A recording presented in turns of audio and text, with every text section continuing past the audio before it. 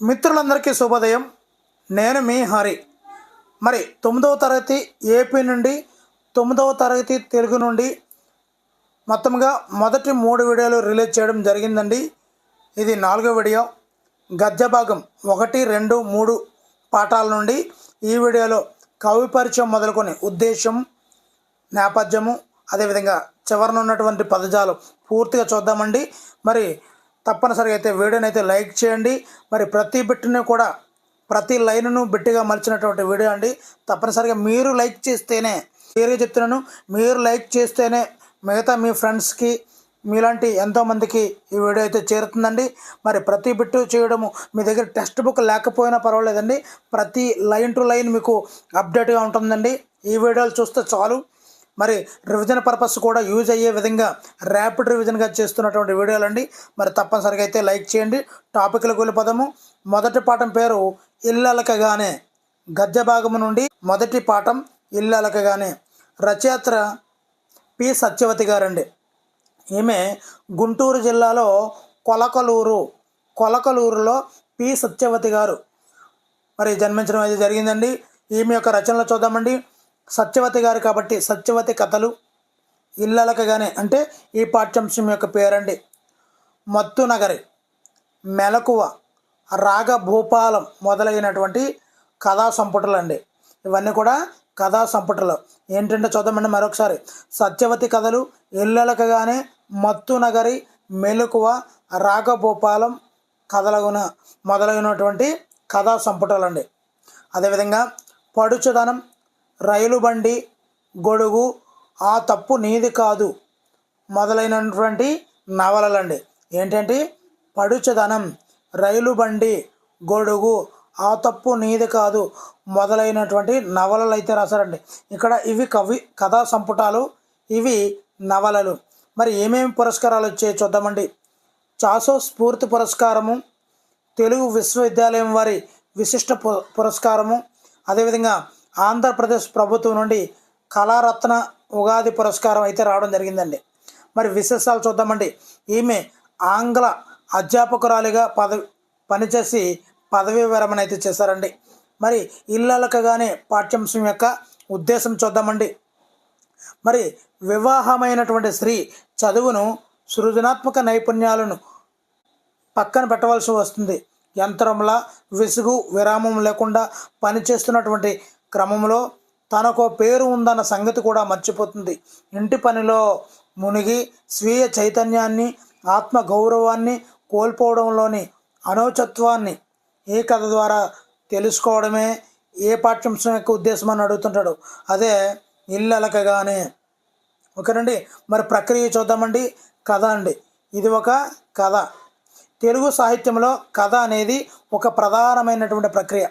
వ్యక్తి జీవితంలో ఎదురయ్యే సంఘటనలను వివిధ పాత్రల ద్వారా గొప్ప శిల్ప నైపుణ్యంతో గుండెకు హత్తుకునేలా చెప్పే వచన రచనే కథ అండి. ప్రస్తుతం కథ, కథానిక అనే పదాలను ఒకే అర్థంలో వాడుతున్నాం. ఎందరో రచయితలు తమ కథల ద్వారా తెలుగు సాహిత్యాన్ని పరిపుష్టం అయితే చేస్తున్నారండి.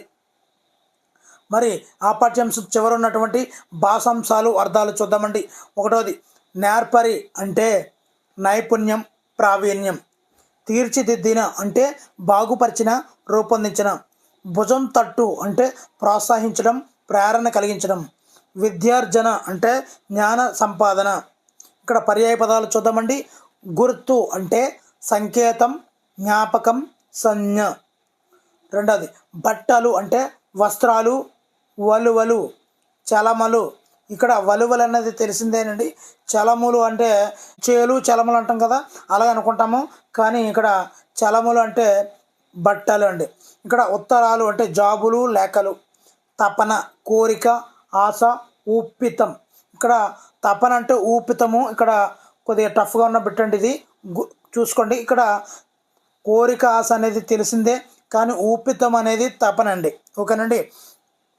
ఇల్లాలు, భార్య, శ్రీమతి, సతి. ఇక్కడ ప్రకృతి వికృతులు కూడా చూద్దామండి.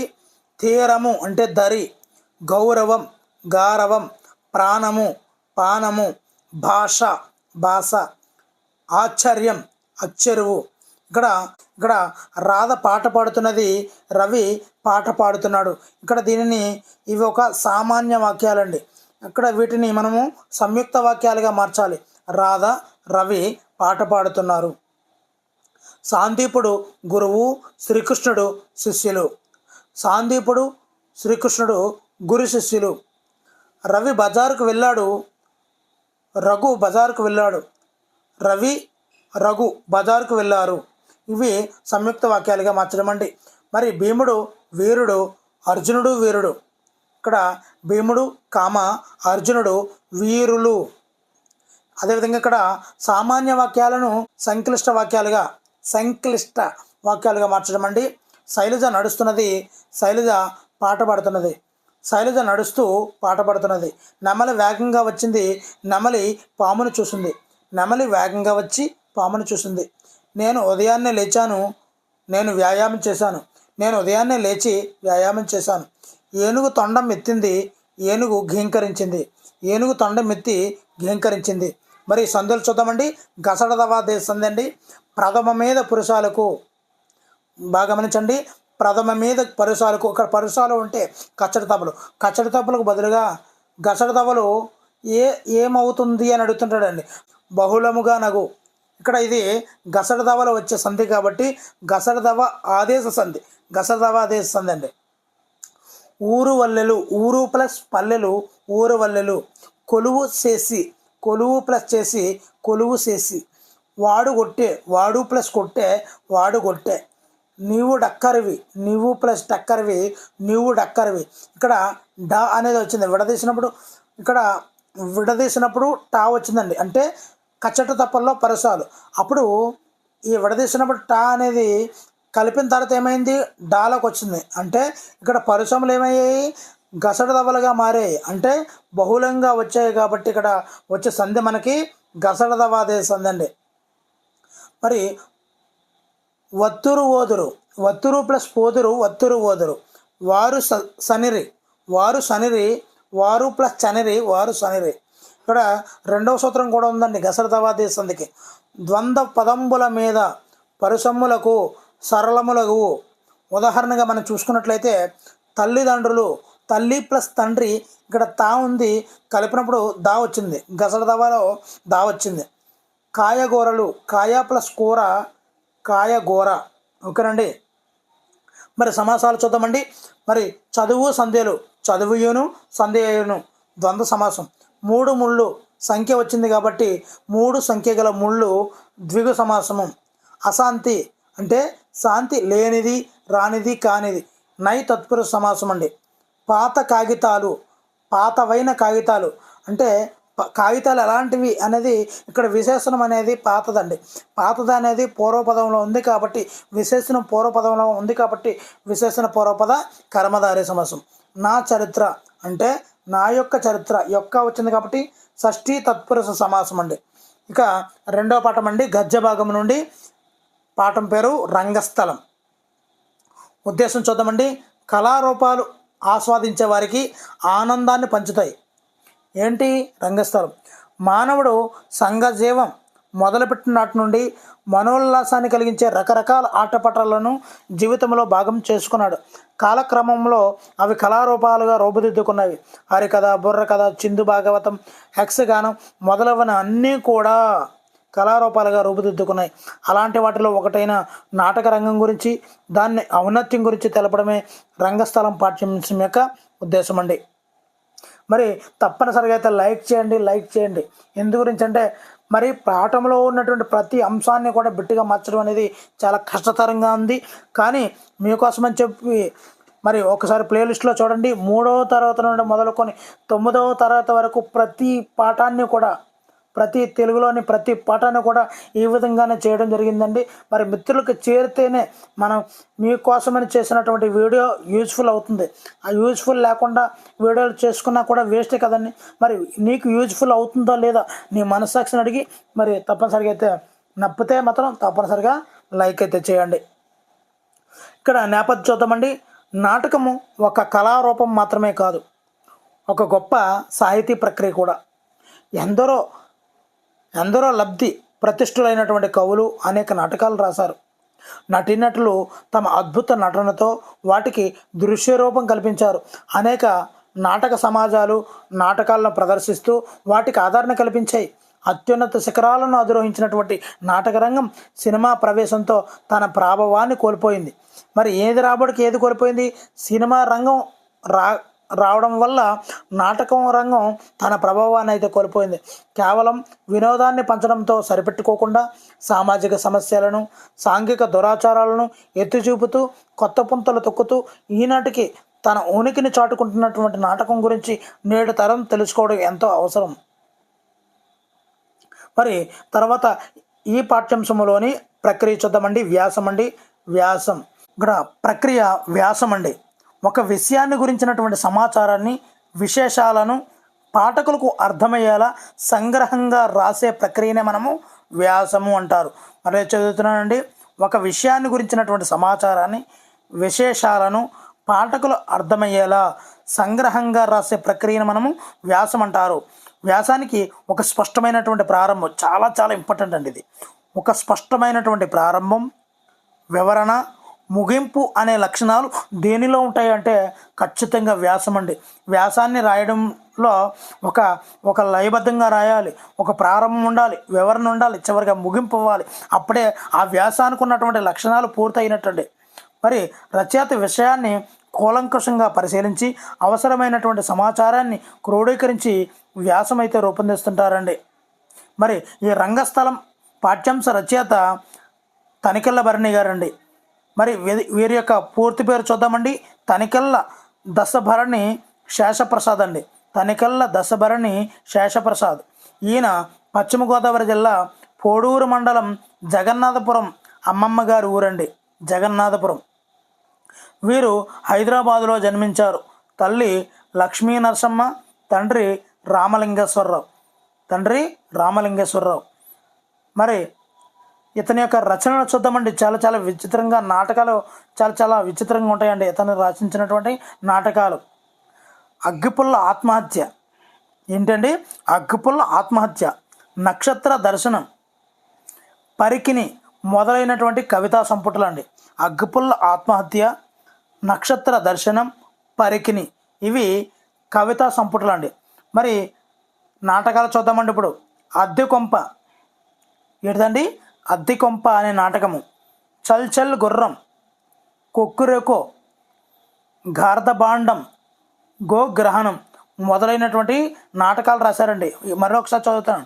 అద్దెకొంప, చల్ గుర్రం, కొక్కురెకో, గార్ధబాండం, గోగ్రహణం మొదలైనటువంటి నాటకాలను అయితే రచించారండి. మరి భక్తి గీతాలు చూద్దామండి.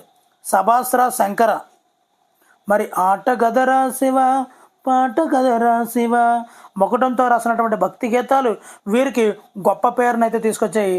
దాని యొక్క రచయితే తనికెళ్ళ భరణి అండి. మరి ఈయన రచయిత మాత్రమే కాదు, నటుడు. ఆడు మగాడ్రా బుజ్జి అంటాడు కదండి, గాయకుడు కూడా.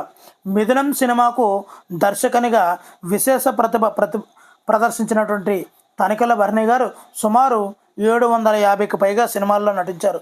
తన అద్భుతమైన నటనతో ప్రత్యేక స్థానం సంపాదించుకున్నారు. 52కు పైగా సినిమాలకు సంభాషణలు కూడా చేశారు.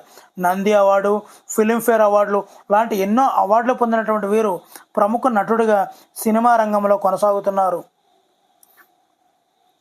మరి ఈ పాఠ్యాంశం చివర, రంగస్థలం పాఠ్యాంశం చివర ఉన్నటువంటి పదజాలం చూద్దామండి.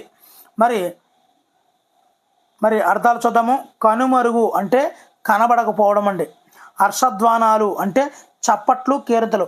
ఒకవేళ ఇక్కడ అర్థం కానీ మనకు అర్థం కాకపోతే దానికి ఎగ్జాంపుల్ కూడా ఇవ్వడం జరిగిందని మిత్రులు గమనించాలి.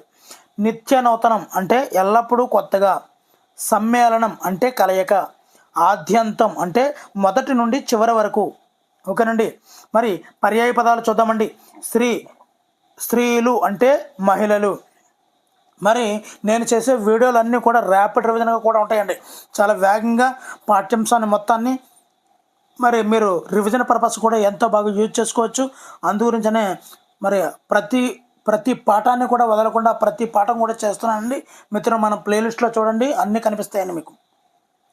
ఇక్కడ గ్రామం అంటే పల్లెటూరు, హాస్యం అంటే నవ్వు, నృత్యం అంటే నాట్యం, వీక్షకులు అంటే ప్రేక్షకులు. ఇక్కడ నానార్థాలు ఉన్నాయండి. మరి ఇలాంటి కంటెంట్ ఉన్న వీడియోలు, మంచి డెప్త్ ఉన్నటువంటి వీడియోలు మరి జనాల్లోకి వెళ్ళాలంటే మీరు తప్పనిసరిగా అయితే లైక్ చేయండి. మీరు నాకు ఇచ్చేవి లైక్, కామెంట్ మాత్రమేనండి. మరి ఈ వీడియో ఏ విధంగా ఉంది అనేది కూడా కామెంట్ అయితే చేయడం మర్చిపోవద్దండి.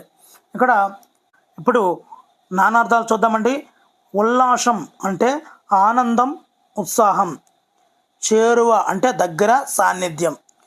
నూతనం అంటే కొత్త, వింత. కాలం అంటే సమయం, మరణం, నలుపు. నలుపుని మనం ఎలా కాళ్ళు అంటాం, కాళ్ళు అంటే నలుపు, అంటే నలుపు. కాలానికి నలుపు అనేది నానార్థం అండి.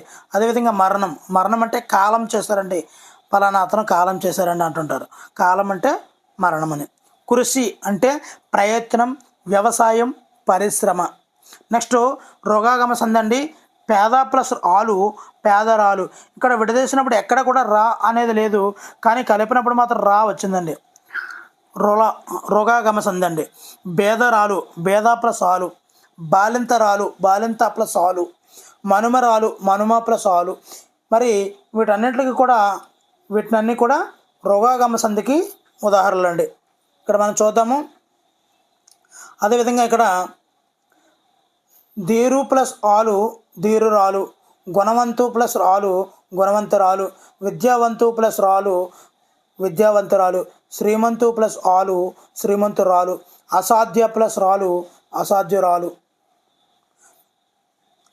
ఓకేనండి. ఇక్కడ రోగాగమ సంధి అంటే ఏమిటి, సంధి సూత్రం కూడా అడుగుతుంటాడండి. అందు గురించనే పూర్వపదమైనటువంటి తత్సమానికి అకారమునకు ఉకారం అయితే వచ్చింది. దానినే రోగాగమ సంధి అంటారు. కొద్దిగా డిఫరెంట్గా ఉంటుందండి ఈ నిర్వచనం కూడా.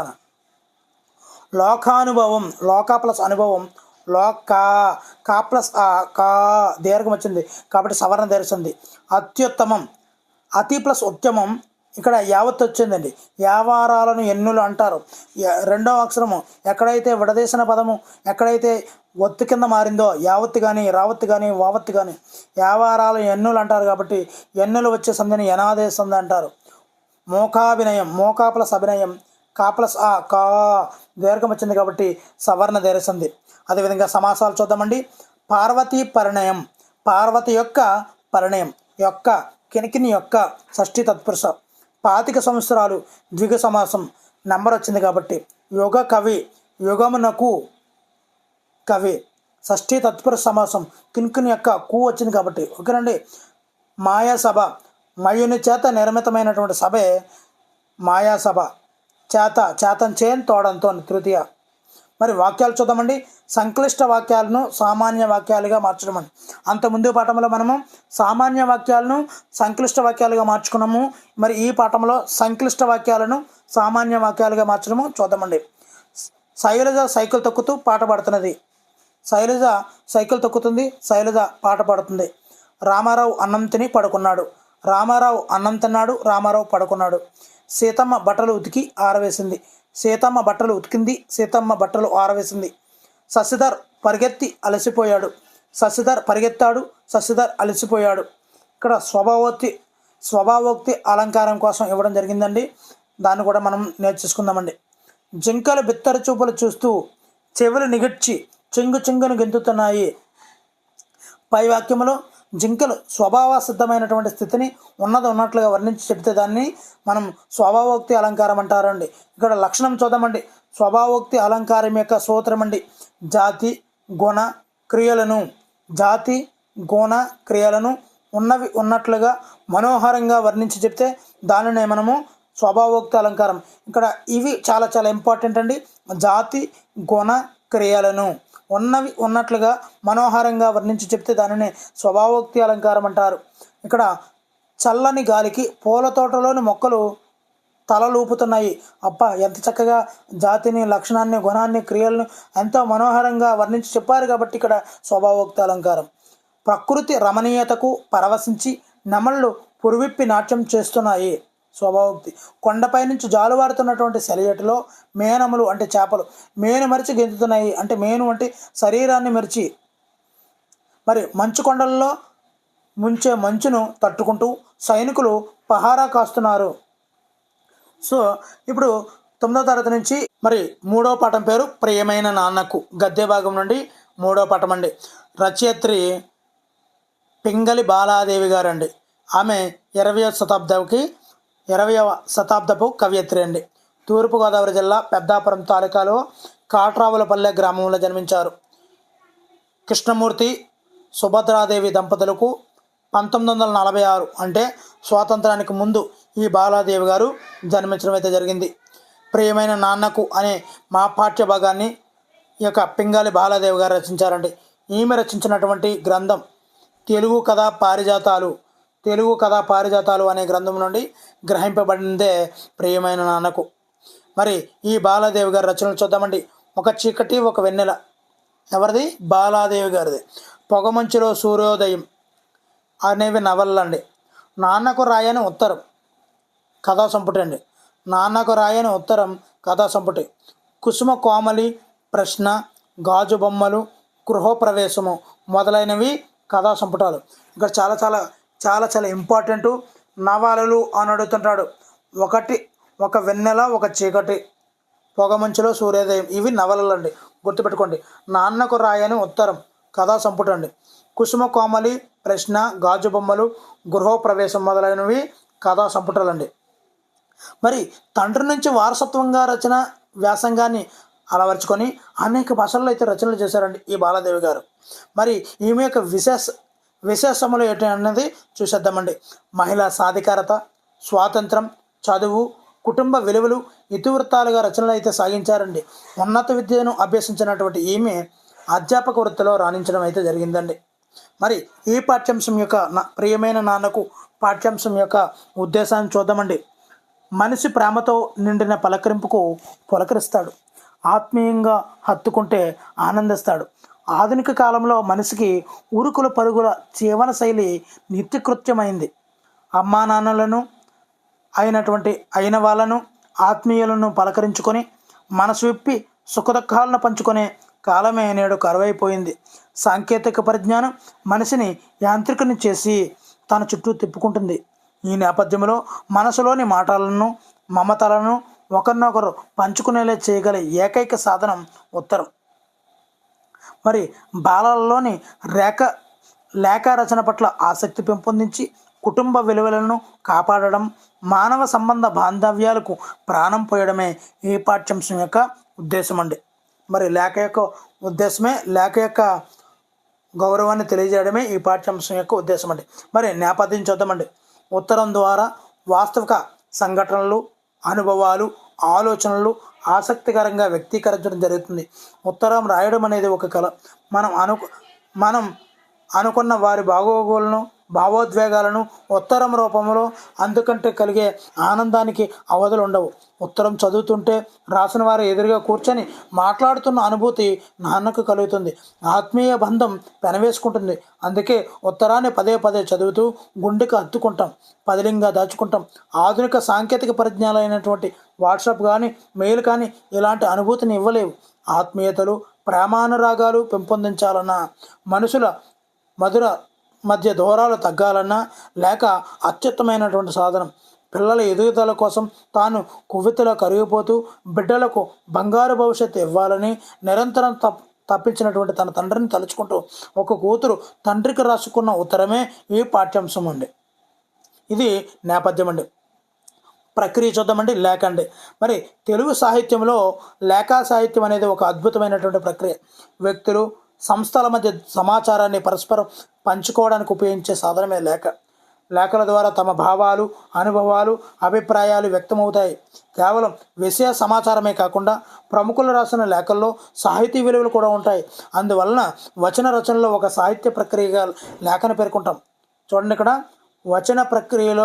వచన రచనలో ఒక సాహిత్య ప్రక్రియగా వేటిని పేర్కొంటాము? లేఖ అండి. ఎందరో రచయితలు లేఖల రూపంలో తమ హృదయాన్ని ఆవిష్కరించారు. సంజీవ్ దేవ్ లేఖలు, చలాం లేఖలు, నెహ్రూ లేఖలు, ఔరంగజేబు లేఖలు, అబ్రహం లింకన్ లేఖలు ఈ కోవకు చెందినవే. కొందరు లేఖలు ఆలోచింపజేస్తే, మరికొందరు లేఖలు ఆనందింపజేస్తాయి. అందుకే లేఖలను చైతన్యానికి ప్రతీకలు అంటారు.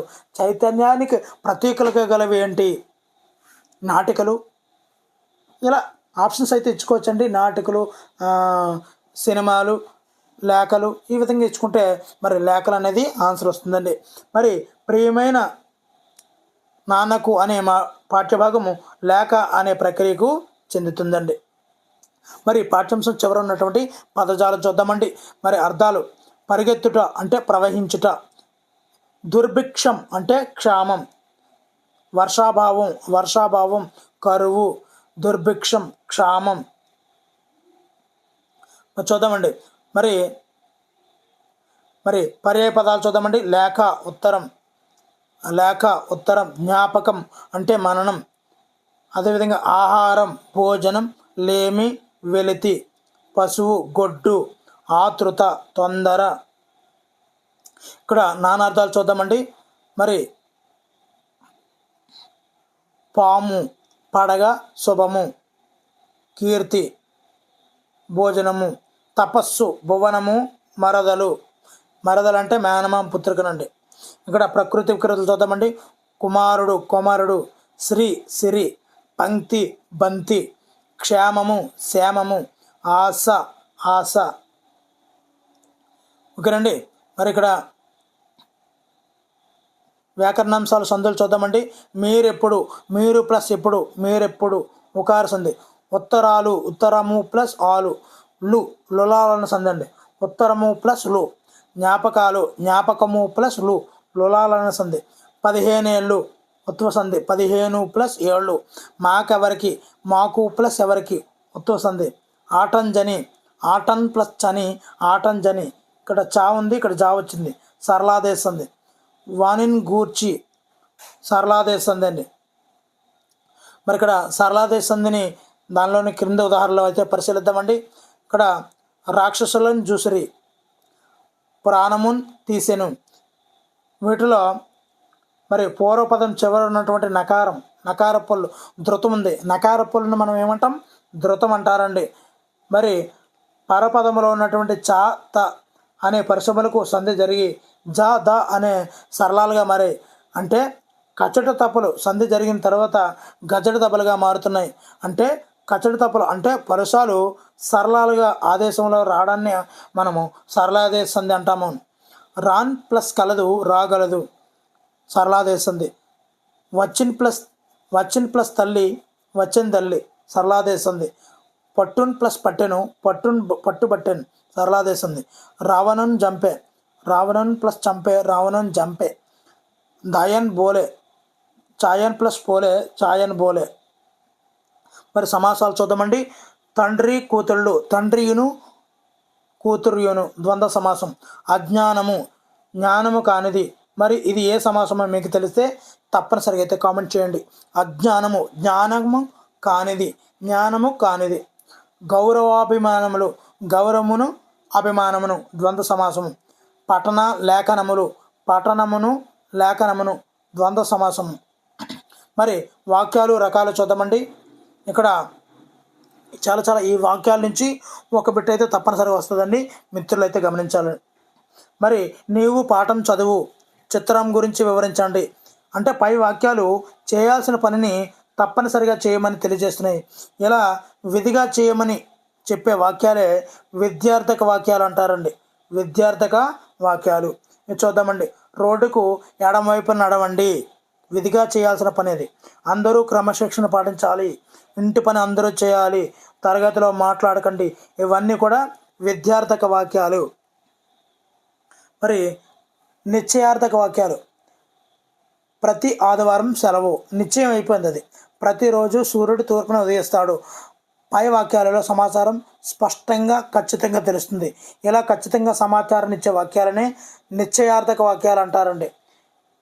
కోడి కుక్కురుకు అనును, రాత్రి చీకటిగా ఉంటుంది, అతను డాక్టరే, చేపలు ఈదును, ఇవన్నీ కూడా నిశ్చయార్థక వాక్యాలండి. ఇప్పుడు నిషేధార్థక వాక్యాలు అంటే చూద్దామండి. అతిగా సెల్ ఫోన్లో ఆటలు ఆడవద్దు, బస్సులో చేతులు బయట పెట్టరాదు, వద్దు, చేయొద్దు, కాదు, ఇలాంటి పదాలను. గోడలపై నోటీసులు అంటించరాదు. మరి పై వాక్యాలను మనం గమనిస్తే అవి చేసే పనిని నిషేధిస్తున్నాయని అంటే ఆపుతున్నాయని తెలుస్తుంది. ఇలాంటి వాక్యాలను మనము నిషేధార్థక వాక్యాలు అంటాము. మరి సెల్ ఫోన్ మాట్లాడుతూ వాహనం నడపరాదు, అనుమతి లేకుండా ప్రవేశించరాదు, ముందు సీటుపై కాలు పెట్టరాదు. మరి ఈ పాఠ్యాంశం చివరన అలంకారాలు చూద్దామండి. శాససాయికి మృక్కు శిరము. ఇక్కడ శిరము అనే పదానికి తల అని అర్థము, కానీ అర్థములో భేదం లేకున్నా శాస్త్రసాయికి మృక్కే శరమే అసలైనటువంటి శరము అని తాత్పర్య భేదం వల్ల చెప్పడం వలన ఇది లాటానుప్రాస. చాలామంది లాటానుప్రాసకు చేకానుప్రాసకు కన్ఫ్యూజ్ అవుతారండి. కన్ఫ్యూజ్ ఏమొద్దు. మరి చివరిలో వచ్చే ఇలాగా జిహ్వ కరములు శిరము అని చివరిగా అర్థములో భేదం లేకున్నా తాత్పర్య భేదం వల్ల లాస్ట్లో వచ్చే పదాల జంట ఇలాగ వస్తే దాన్ని మనం తప్పనిసరిగా లాటానుప్రాస అలంకారము కింద చెప్పేసుకోవచ్చండి. ఇక్కడ మధురు ఫలంబులిచ్చు వృక్షంబే అసలైన వృక్షంబు. మరి ఇది సేమ్ అదే విధంగా ఉంది కాబట్టి ఇది లాటానుప్రాస అండి. దేవా నీకు 100 వందనాలు, నీకు 100 వందనాలు. ఇక్కడ చూడండి, ఇక్కడ లాస్ట్లో శరము అని ఇచ్చింది, వృక్షంబు. అసలు పదములో ఒక అక్షరం చేర్పు కానీ లేదు. అలా ఉంటే దాన్ని లాటానుప్రాస అంటామండి. గుర్తుపెట్టుకోండి, చివర ఉన్నటువంటి 2 పదాల్లోని కూడా ఒక్క పదము కూడా యాడ్ అవ్వలేదు, అది కూడా చివరిలో వచ్చింది. ఓకేనండి, అలా వస్తే అది లాటానుప్రాస. కానీ ఇక్కడ చూద్దామండి, దేవా నీకు 100 వందనాలు, 100 వేరు, వందనాలు వేరు. ఇక్కడ దీనిని మనము చేకానుప్రాస అంటారు, చేకానుప్రాస అలంకారం అంటారు. నీటిలో పడిన తేలుతుందా. ఇక్కడ తేలు వేరు, తేలుతుందా వేరు. తేలు అనేది ఒక రకమైనటువంటి కీటకము, పురుగు. తేలుతుందా అనేది ఒక వేరే శబ్దం. 2 వేరుగా వచ్చాయి. ఈ 2 పదాలకు కూడా ఒక పదానికైతే జంట అక్షరాలు అయితే యాడ్ అయ్యాయి కాబట్టి ఇది చేకానుప్రాస. వర్షంలో తడుస్తూ ఉంది, ఇది కూడా చేకానుప్రాస. మరి రామబాణం తగిలి వాలిపోయాను, చేకానుప్రాస అండి. మరి వీడియో నచ్చితే తప్పనిసరిగా అయితే లైక్ చేయండి. మరి 4వ పాఠం నుంచి తర్వాత వీడియోలో మనం కంటిన్యూ అవుదామండి. వీడియో నచ్చితే తప్పనిసరిగా లైక్ చేయండి. Thank you for watching. Me Hari signing out.